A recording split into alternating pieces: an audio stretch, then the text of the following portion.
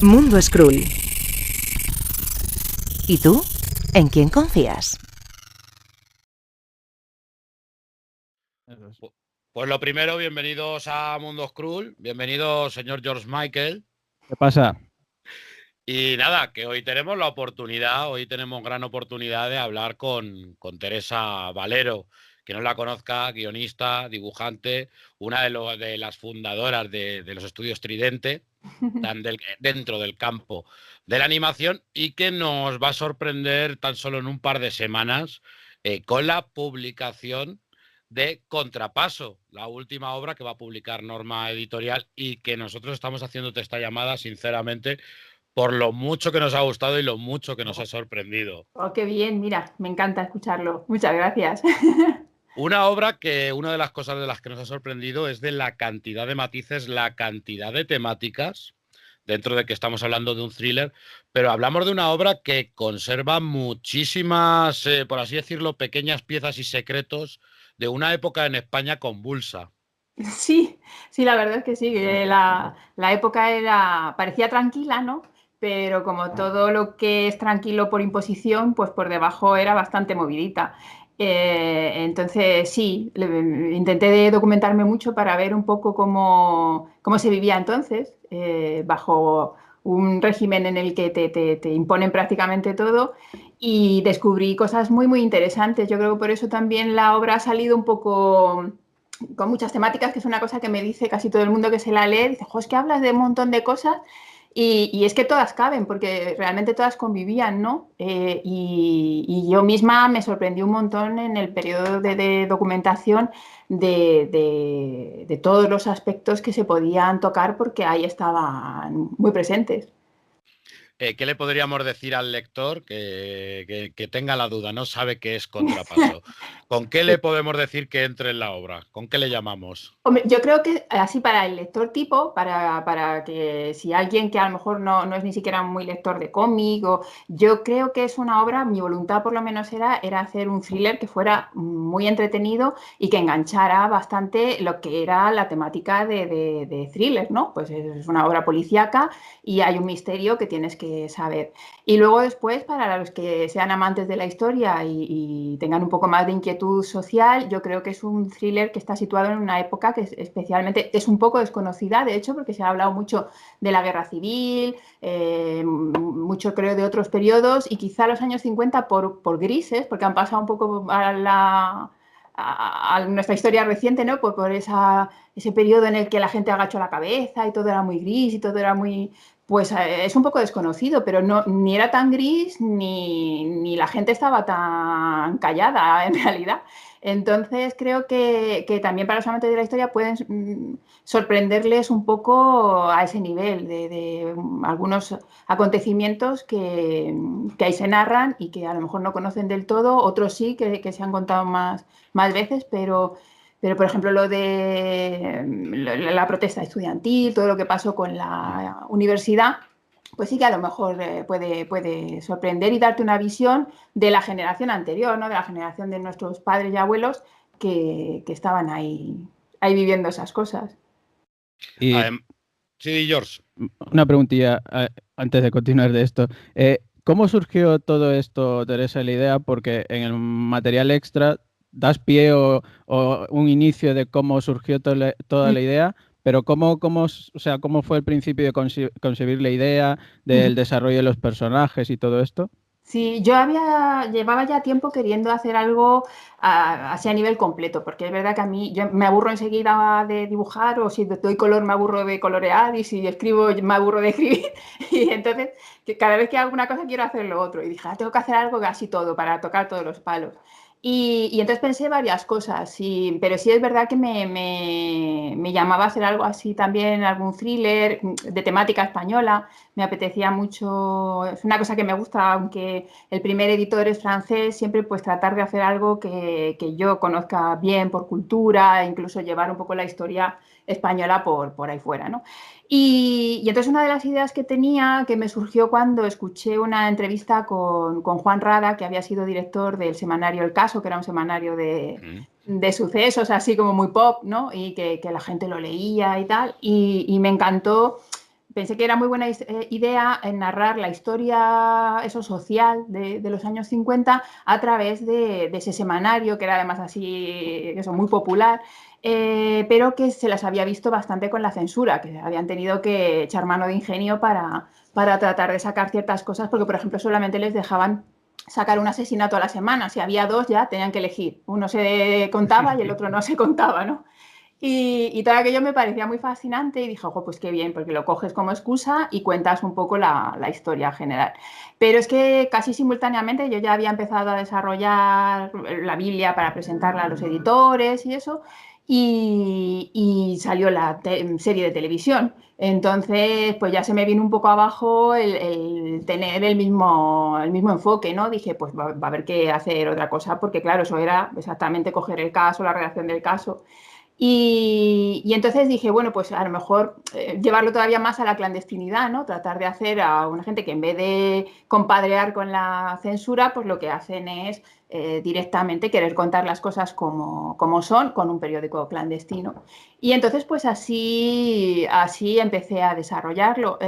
Sí que quería, porque una de las cosas que más me mueven, yo siempre he dicho, yo leo cómics y literatura y la escribo también, yo creo que por entender un poco el mundo, porque siempre he sido una niña y una joven bastante flipada de mi alrededor y he llegado a la madurez de la misma manera, o sea, no llego yo a entender ni a mis semejantes, y entonces pues leer siempre me ha ayudado mucho a eso, y escribir también. Y quería un personaje que fuera abiertamente de derechas, o sea, un falangista, uno que hubiera hecho la guerra convencido, para ver si así yo podía comprender cómo algunas personas que incluso nos hemos cruzado con ellas y dices, pues esta persona tiene estos valores, ¿no? ¿Por qué abrazan ideologías de ese tipo, ¿no? Y entonces empecé a tirar del hilo, a tratar de construir a los personajes. Sí que quería, me pareció que recurrir al clásico este de las buddy movies, de un viejo con un joven, de alguien que ya está muy trillado, que ya prácticamente no cree en nada, y otro que viene con todas las ganas, pero se da de bruces con la realidad, pues que iba a funcionar prácticamente como un clásico. Pero sí que me gustaba eso, hacer a un chico que es hijo de comunista, que además está muy rayado con la figura de su padre, porque era un padre adolescente que murió cuando él, vamos, era casi más que niño, ¿no? Casi tirando a bebé. Y que es un padre que jamás va a envejecer, él ya es más viejo que su padre, siendo un chico muy joven. Y luego lo del tipo este que se ha quedado rayado en una ideología que ha visto ya que es un engaño, ¿no? Pero él no da su brazo a torcer. Pues él lo abrazó en su día y todo el mundo menos él está equivocado y quiere... dice, no, pero yo sé que esto puede funcionar, pero no, por alguna razón no funciona, porque la gente no es lo suficientemente íntegra, ¿no? Y luego quería también el trío lo cierra Paloma, que es una dibujante y que es un poco la mujer que está luchando por ser autosuficiente, ¿no? Y también quería hacer un homenaje a las mujeres que dibujaban entonces, o a las mujeres, que yo he conocido varias, que tuvieron que salir adelante solas, o porque habían sido madres solteras, o porque, pues algunas porque estaban con un casado, y entonces, pues sí quería también meter una figura de una mujer que no era al uso, entonces, ¿no? Que trataba de escaparse del papel que le tenían reservado, pues como buenamente podía. Una de las que llamaban rebeldes en aquel entonces. Y además es que yo creo que es una de las cosas que impregna tu obra, y es por lo que me gusta mucho, sobre todo con el tema del papel de la mujer. Simplemente nos explica, nos hace reflexionar un poco en todo lo que ha tenido que sufrir la mujer, pero sin caer en la referencia fácil, simplemente contando los hechos concretos y reales que ocurrían en cualquier casa y ocurrían en un momento de la sociedad. Es la demostración suficiente, es como hablar de los derechos de la mujer, pero poniendo la verdad sobre la mesa. Claro, yo he intentado ser muy cuidadosa con eso a todos los niveles, incluso eso al nivel político, a nivel social. He leído muchos libros porque yo siempre he pensado que las cosas son suficientemente horribles, el franquismo fue suficientemente horrible como para echarle cosas que no hizo. Entonces, con decir lo que hizo ya es bastante y además no faltas a la verdad. Entonces no tienes que decir que en los años 60 se comían niños si no se comían. Pero no, la represión de del año 40 no se puede disfrazar, o sea, es lo que es, pero esa represión no estaba ya en el 56, había otro tipo de represión. Entonces, eso ayuda más a comprender cómo son las cosas, a comprender además cómo una sociedad se somete, por qué incluso el Partido Comunista dice no, hay que colaborar en la construcción de la sociedad, porque... O sea, cómo evolucionan las mentalidades. A mí eso era lo que más me interesaba, más que hacer una cosa que fuera impactante o que... Es que ya había suficientes cosas impactantes. O sea, los niños, claro, se robaron, muchos se estuvieron robando porque se había hecho un negocio que llegó hasta los años 80 casi, ¿no? Pero era algo muy sutil. Es que eso es algo que cuando empiezas a investigar lo ves. Pero no por eso era menos duro. Entonces, yo estaba muy obsesionada con hacer eso. Por eso también cogí el vehículo de una historia ficcionada, porque no quería tampoco hacer un trabajo de historiador que no iba a tener ese rigor y que además en el momento que le echas cualquier tipo de ficción ya puedes estar haciendo algo que es falto de rigor. Pero de esta manera, aunque todo el mundo sabe que Vallejo es Vallejo Nájera, pero bueno, es un Vallejo Nájera que yo lo he puesto decir ciertas cosas, las escribía, pues las está diciendo en la universidad cuando ya no daba clase en la universidad, pero la ficción sí te permite hacer esas cosas que yo creo que lo que hacen es poner al lector ante como un resumen, ¿no? Más o menos dramatizado y que luego él va a poder encontrar otro tipo de trabajos, si le ha interesado el tema, pues para llegar lo más lejos que quiera. Y con las mujeres pues me pasa igual, o sea, efectivamente las mujeres en la dictadura dieron un paso atrás gigantesco, o sea, de todo lo que se había conseguido en la República a lo que entonces se podía, que no podías tener una cuenta, que no podías viajar sin permiso, que un montón de cosas estaba sometida, pero sobre todo una de las cosas que además pasó también en sociedades más libres, como fue en los Estados Unidos, fue lo de meter a la mujer en casa porque el hombre, que valía como hombre, tenía a su mujer fuera del trabajo. Ya no solo porque era garantía de que no iba a tener una independencia económica, de que no iba a conocer a nadie más, pero vamos, yo he conocido montones de hombres en mi barrio, yo soy de Carabanchel profundo, de hombres todos inmigrantes que venían, y el hombre que su mujer, o sea, que no podía llevar todo el dinero a casa, ese hombre, vamos, era un hombre destruido, no tenía respeto de sí mismo. Entonces tu mujer tenía que estar en casa y eso dio lugar a unas depresiones profundísimas y más en hombres a lo mejor en los que, porque todavía nuestras madres tenían tanto que hacer, tenían tantos niños que todavía tenían el día muy ocupado, pero mujeres de clase media alta que estaban regaladas, todavía muchas de ellas que estaban metidas en las casas, era realmente bastante terrible cómo tenían unas vidas vacías y que dio lugar a muchas depresiones. Era como vivir en una cárcel. Estaban encerradas en una cárcel y bajo unas pautas de las cuales no podían salir. Eso es, y que se trataban así, se trataban con medicación para que no dieras guerra, o sea, no te podían decir, no, busca algo que hacer, trata de llevar una vida. Y lo mismo pues con el tratamiento de la homosexualidad. Pues los más así decían, llévalo con discreción y puedes vivir más o menos la vida, pero cuando te intentaban curar, pues ahí ya entraba la pesadilla absolutamente, ¿no? Además es curioso que incluso cuando ves documentales, cuando ves estos hechos, parece que siempre en nuestra cabeza está, siempre piensa que esto ocurre fuera, ¿no? Que ocurre en Estados Unidos, que si tal proyecto de la CIA, y no nos damos cuenta que muchas veces todo este material que se ha ocultado, pero que nos ocurría justamente aquí al lado de casa, en los hospitales de al lado de casa. Sí, efectivamente, era una de las cosas más interesantes que cuando yo me puse a a investigar, pues me surgió. Y un poco lo mismo, te decía, o sea, realmente la gente que llevaba eso a cabo, o incluso el mismo Vallejo Nájera, yo he visto sus trabajos, he visto los trabajos que hizo a las presas de Málaga, y es que lo hacían con un convencimiento total de que estaban haciendo algo bueno para la sociedad, que es algo que me cruza tantísimo los cables, ¿sabes? O sea, Que es que igual, lo hace más duro todavía, ¿eh? claro, dice, no, es que yo voy a resolver una lacra, o claro, esta gente, ¿cómo han llegado a eso? Porque son peor, porque es una gente imperfecta, pues, pobrecillos, son dignos de nuestra compasión, ¿no? Y claro, dices, joder, es que realmente hay veces que se implantan algunas ideas en la sociedad y la gente les da pábulo. Y llegamos a aceptar unas cosas que son terroríficas, terroríficas.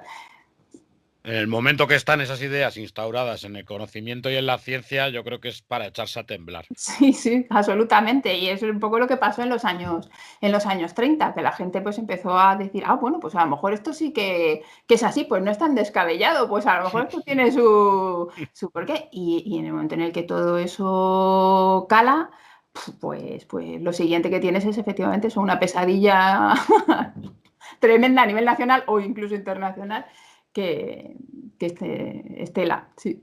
Y yo creo que donde ha reflejado todo muy bien las ideas e incluso esas antítesis que nos hace ver ciertas conversaciones muy inteligentes entre personajes de diferente ideología es la elaboración de los personajes.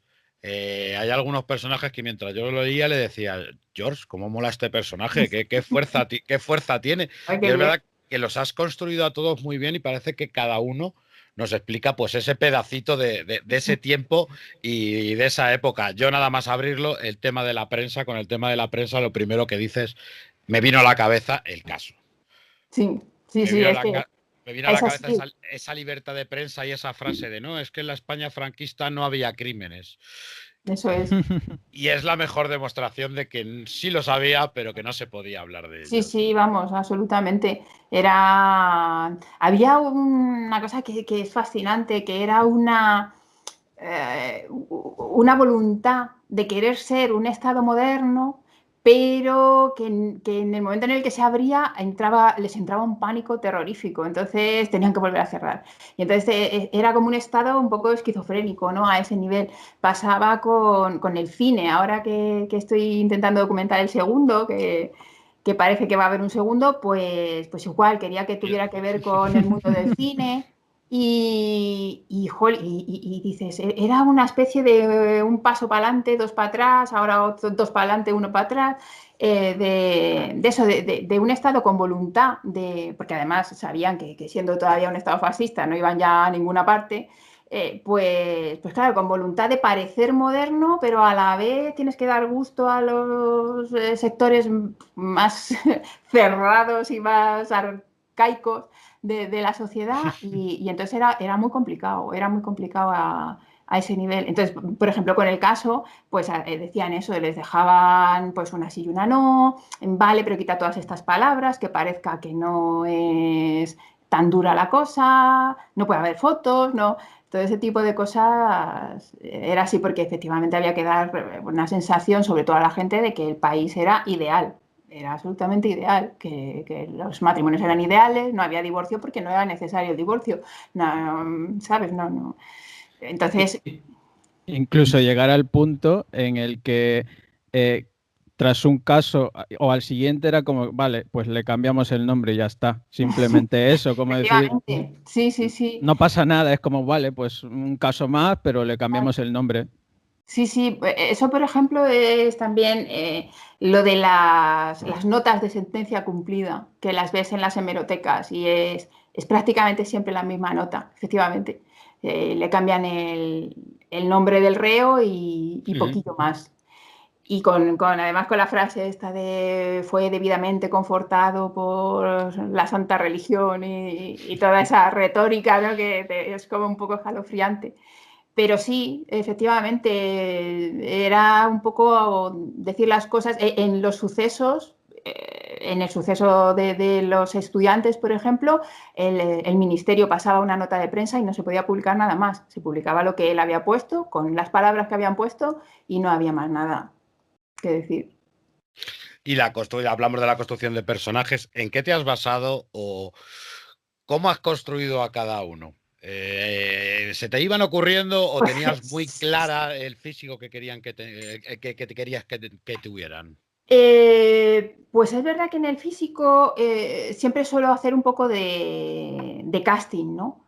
Entonces, pues es verdad que el chico se parece mucho al Alain Delon de Rocco y sus hermanos, o sea, que es una peli que me gusta especialmente, que me gusta Alain Delon ahí además porque es una mezcla de tierno, ingenuo y a veces un poco pícaro, y entonces sí que tomé algunas cosas de él.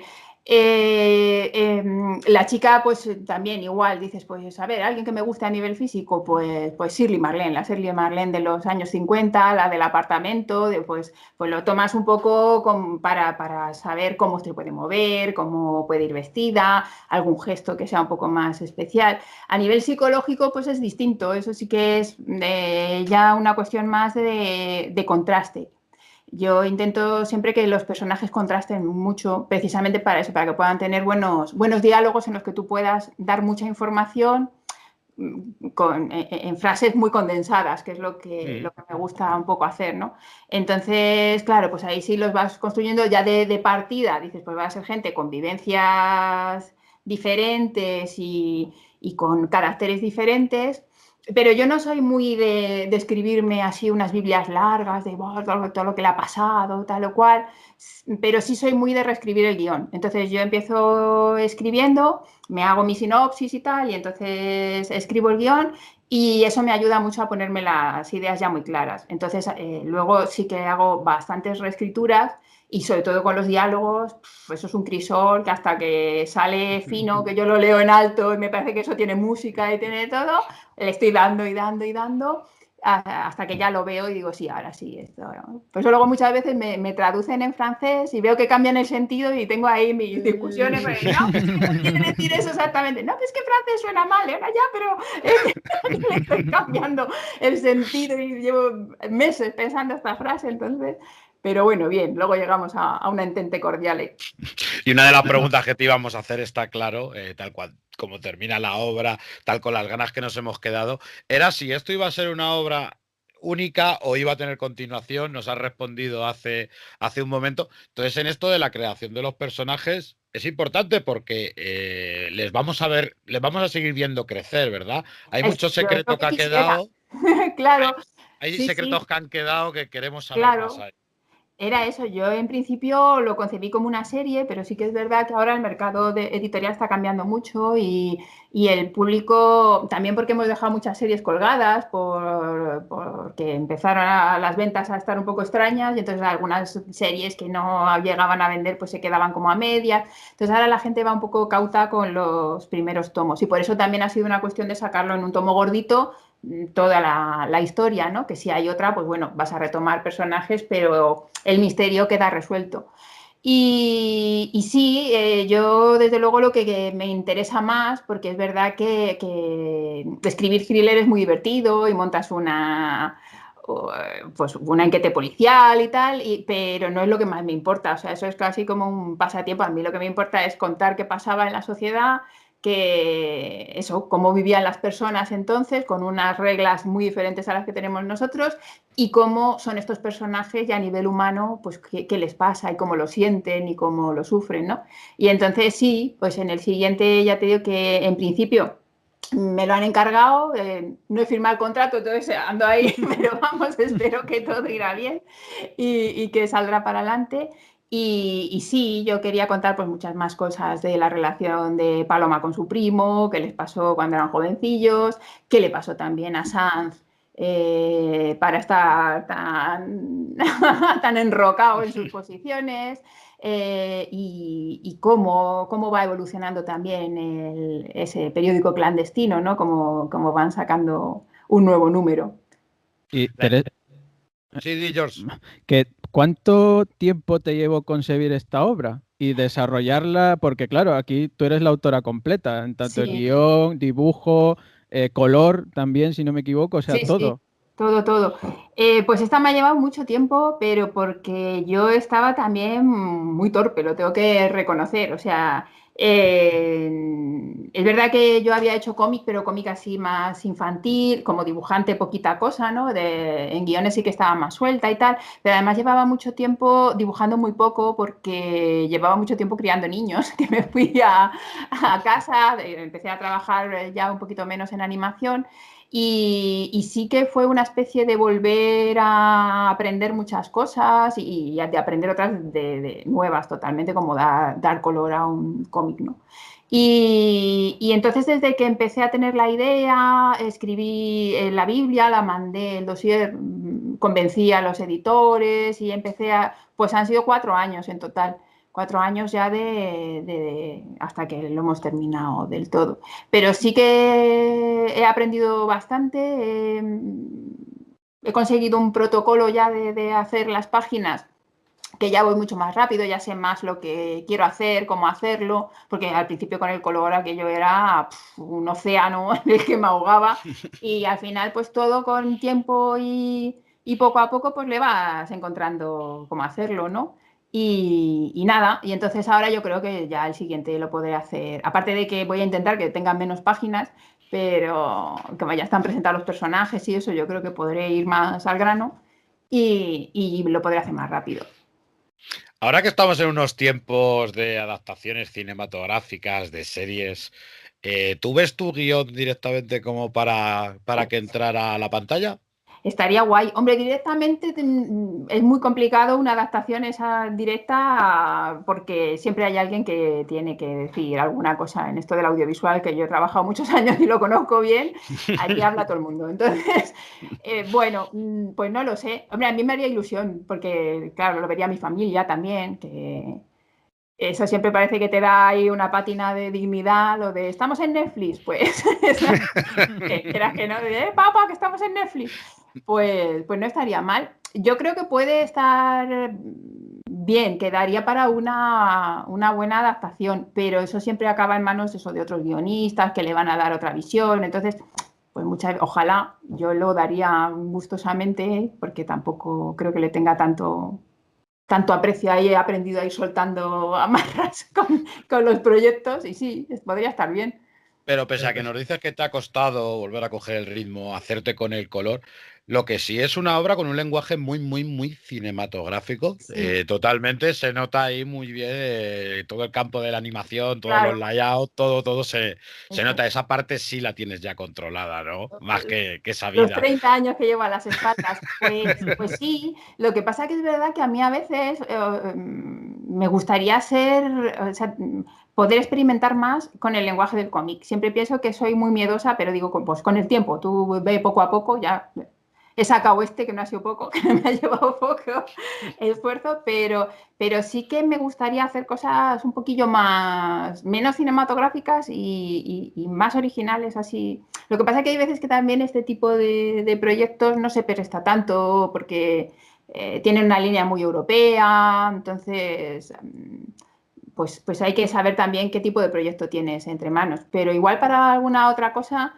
sí que me gustaría hacer cosas que tuvieran otro tipo de lenguaje más de cómic, porque además como lectora es que me encanta ese cómic experimental o que rompe totalmente lo que esperas, ¿no? En cuestión de narrativa y te hace participar. Entonces, sí me gustaría. Igual yo eso que para este proyecto igual no es muy, muy adecuado, pero para otros, ¿por qué no?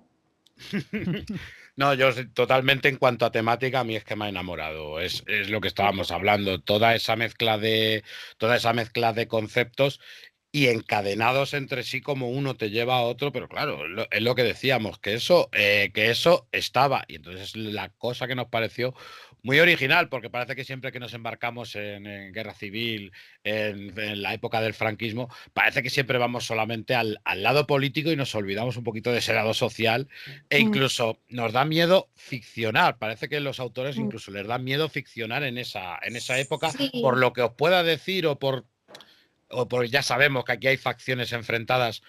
¿Puede ser por eso?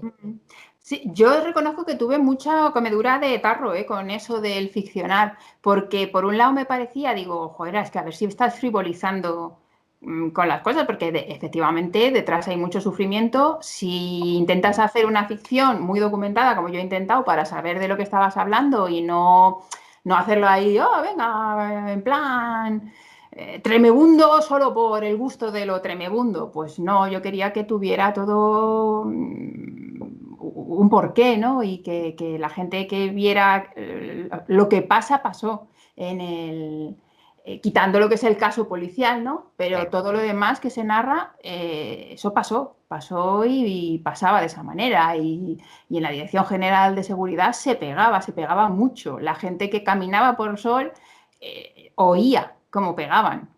O sea, yo cada vez que paso, muchas veces me lo imagino, digo, ostras, o sea, es que no hace tanto, ¿no? Y entonces, todo eso sí quería que quedara bien plasmado y además eso, que aunque hubiera una ficción detrás, fuera algo respetuoso y además también me parecía que si capturábamos a alguien que a lo mejor lee cómics de otra manera para la causa, o sea, para hacer esa reflexión, pues a mí me parece que la ficción tiene ese poder y tiene esa importancia también. Porque tú ves Mad Men y te está contando un montón de cosas, o ves The Wire, no es la realidad, pero te pone muy cerca de la realidad y de hecho además te hace entender cosas reales, quizás de una manera muchísimo más directa y más rápida que el que te leas un tratado de algo sociológico, ¿no? Entonces, si a lo mejor consigues que gente de 16, de 20 años se acerque a ello y porque los personajes son atrayentes, lo que están diciendo les cala de alguna manera, pues me parece también muy interesante como opción de, estar, de ser creador, ¿no? El poder optar a eso. Y ya yo mi última preguntilla para no entretenerte más, pero porque ya estás un modo personal. ¿Cómo te documentaste para reflejar el Madrid de esa época? ¿Es tal Pues, cual o tienes referencias concretas? ¿Hay locales que son reales? A mí no me ha dado tiempo a buscar la comparación porque todas estas cosas me gustan, pero ajá. mira, cuando veía las calles le decía a George, uy, ¿esta cuál es? Esta me suena, esta... Y me Pues hacía buscarlo en el mapa, me hacía buscarlo. sí. Hay algunas que son pues con muchísimas fotos, o sea, muchas de ellas son tal cual una foto o una foto cambiándole la perspectiva o luego hay cosas inventadas, por ejemplo, el metro que tienen ellos al lado de la redacción de las esas no ha existido nunca, es No, el no. metro de Pardo Bazán Que sepas que lo busqué, claro, que es sepas ahí que lo un busqué. huevo de Pascua, ya me lo ha comentado alguna gente también, pero eso, o es que era de la República, digo, no, Claro, yo no busqué existe, pero a ella que a ver si le habían cambiado el nombre, como sí, sí, siempre ha ocurrido con otros, y claro, estuve buscándolo, ¿eh? como la Gran Vía, que era José Antonio entonces, Claro. era, claro, y por ejemplo el templete, el de Red de San Luis, ese se desmontó, pero era una preciosidad que también sale, pues son cosas de esas que sí que han desaparecido, pero bueno, yo sobre todo he tenido de consejeros pues a mi suegro y a mi padre, que son, pues los dos fueron jóvenes en el 56, eran muy jovencitos, mi padre efectivamente era botones de... Bueno, ahí ya había dejado de ser botones, pero había sido botones de Fuima. Y entonces mi padre siempre nos ha contado las noches de la Gran Vía como algo hiper mítico. O sea, él empezó recién salido del Paseo de Extremadura, le metieron allí en la Gran Vía y flipó. Siempre nos contaba además una anécdota que la primera noche de botones le dijeron, chico, tráeme un taxi y fue y no sabía que era un taxi. Entonces veía pasar locos y no sabía con los taxis eran negros y dice que tardó horas en llevar un taxi, que ya no estaba ni el cliente ni nada, pero claro, o sea, todo eso le maravilló y lo gracioso de mi padre es que nunca dejó de trabajar en la Gran Vía, vamos, solo una temporada muy pequeña, siempre conoció la Gran Vía, la vio en todas sus épocas. Y Todos entonces, sus cambios. claro, todos los cambios de cómo eran los 50 y los 60, los 80 con toda la decadencia, en fin. Y entonces, eso, y mi suegro, que es médico, y me contó mucho, que había dado clase además con los Vallejo Nájera, y pues y conocía todo lo de López Ibor, pues han sido un poco los que me han contado, las personas que yo he podido hablar con ellos que más estuvieron en el mundo, o sea, que te podían contar además cómo era el ambiente, ¿no? Y de hecho, una de las cosas cuando yo tuve mi ejemplar también de prensa y vino mi suegro a comer aquí con nosotros y se lo puse en las manos y lo que decía todo el rato era: Dios mío, qué tiempos, Dios mío, cómo era todo aquello, Dios mío. Y te juro que para mí fue, creo que la satisfacción mayor el que él reconociera todo aquello que habíamos hablado y tal, y me habían contado en las imágenes, porque era algo, vamos, que me quedé más ancha que larga. Sí, sí, pero sobre todo la gente. Y luego también Julio Diamante, que me puso en contacto, un chico que se llama Julio García, que trabaja en EFE, y me han mandado un montón de documentación también de fotos y de todo, y Julio Diamante fue uno de los que hicieron la huelga estudiantil, fue también director de cine y no pudimos vernos por todo lo del COVID, pero sí que hablamos, él tenía 90 y tantos años y hablamos por teléfono y sí me contó mucho. Y ya te digo, entre eso y los libros sí que te pones bastante en cómo era el tono de la época. Que efectivamente eso, había gente que fue joven, que lo pasó bien, que gente muy comprometida por otro lado, pero que tenía que vivir, que entonces tenías que encontrar la manera de hacer que eso fuera posible, de luchar y vivir. Pues te vamos a dar muchísimas gracias, Teresa, por dedicarnos este tiempo, por la pedazo de obra, que nadie se la pierda. El día 26, vamos, aquí ya tienes un fan. Muchísimas gracias. Que la va a adquirir y que pendiente voy a estar del tomo 2. Eso no lo dudes. A ver si sale pronto. Así, señor George Michael, ¿usted qué Nada, tiene que decir? Yo suelo decir de que así en su momento Norma, cuando sacó El Buscón en las Indias, apostábamos a que iba a ser el cómic europeo del año, y yo creo que este contrapaso apunta maneras. Hemos empezado el año, llevamos pocos meses, hay que decirlo, pero no me cabe duda que al final del año, cuando se suelen hacer las listas o el repaso de todo lo que ha salido y publicado durante el año, contrapaso va a estar ahí sin duda alguna, porque ya te digo, te atrapa de principio a fin. No te deja, digamos, desconectar, porque hay momentos en los que igual tienes una lectura y dices, bueno, algún descanso. No, es que empiezas y hasta el final, no paras. De lo atrapante y de la intriga que tienes por todos los casos que se van abriendo, de asesinatos y de mil cosas. Y nada, para mí lo he disfrutado y agradezco también tener la suerte de haberlo leído antes y ya ir preparado, digamos, con la cabeza ahí, cuando sale la edición definitiva en tapa dura y todo este trabajo que hace Editorial Norma. O sea que muy encantado, vamos. Genial, pues oye, qué alegría me dais, muchísimas gracias. Pues ha sido un gustazo estar aquí con vosotros y echar este ratillo y nada, que sigáis, que además los que trabajamos en casa, estos contenidos que hacéis los apreciamos muchísimo, nos divierten un montón, nos entretienen en todas nuestras horas de tablero y muchas gracias por hacerlo. Pues muchísimas gracias, Tere, y recuerda, esta es tu casa, lo que necesites y para muchas lo gracias. Que quieras. Pues lo mismo, yo para lo que necesitéis, aquí me tenéis. Un beso grande. Un besazo. Gracias. Gracias. Chao. A ver. Mundo Skrull. ¿Y tú? ¿En quién confías?